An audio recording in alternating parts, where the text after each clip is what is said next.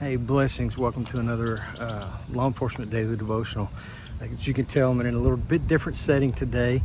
I had to leave the house really early this morning. Still got my Bible read done, but didn't have enough time to do today's Daily Devotional, and I've got to work late into the night doing a shift with PD tonight. So wanted to go ahead and get this Daily Devotional in. And today our read was out of 1 Kings. We had chapter 4, chapter 10, verses 14 through 29. Then we went to 2 Chronicles and read chapter 1, verses 14 through 17, and chapter 9, verses 13 through 28. And then our last section of read was Psalm 72.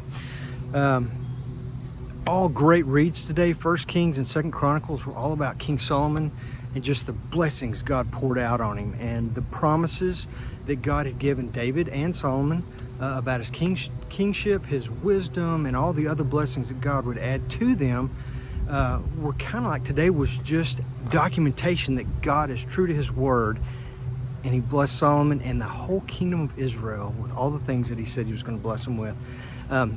Wrote down a couple of things for takeaways, but then when I got to Psalm 72, which was kind of, when I was reading, I was like, why is Psalm 72 added to these? My phone's already blown over once and I've had to restart, so let me make sure we don't blow over. But anyway, I got to read in Psalm 72, and it was just an incredible law enforcement psalm. And I was like, well, Lord, thank you for putting this in here for us. And it is a blessing for us in law enforcement.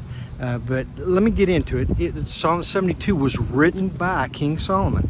And in verse 2, King Solomon says, "May he judge your people with righteousness and your afflicted with justice." Now, when he says, "May he judge your people," Solomon is talking about a man-made justice, not man-made justice, but a man carried out, a man enforced, human enforced justice system on God's people. He says, may he, the man, judge your people, God's people, with righteousness, and God's afflicted with justice. So he's talking about us, maybe not directly, it doesn't say law enforcement, but we are in this position. If you carry out or you have a job where your daily duties and responsibilities are to make judgments on people that have contact or called 911 or contacted law enforcement for some reason, this is speaking to you. And I think it's very important that we, as the law enforcement officials, carry out God's justice and righteousness on his people. His justice and righteousness. We've spoken about this a lot. We understand this, but sometimes it says, or I've often heard, that you have to do something 7 times to make it a habit. And then from making it a habit, you have to do it 70 more times to make it a discipline. So if I talk about this over and over again, it's a good thing. Let's make it a habit. And then from that, let's make it a discipline. Going down a little bit further, this is such an incredible prayer, and I want to read this to you, law enforcement, men and women. Listen to this. This prayer speaks of you and what you do. 72 verses 12 through 16. "For he will deliver the needy who cry out, the afflicted who have no one to help. He will take pity on the weak and the needy and save the needy from death. He will rescue them from the oppression and violence. For precious is their blood in his sight. Long may he live. May gold from Sheba be given him. May people ever pray for him and bless him all day long."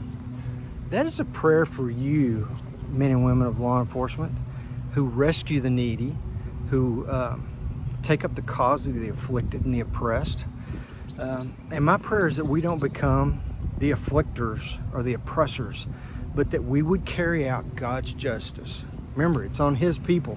God loves his people and he looks after his people. So if we become the people that are doing the oppressing and the afflicting, well, then we're the object of this prayer. And we don't want to be that. We want to be the men and women who are being prayed for, who carry out God's justice and righteousness on his people. So, man, God bless you all. I look forward to seeing you again tomorrow. And guess what? I've got tomorrow's read ready to go.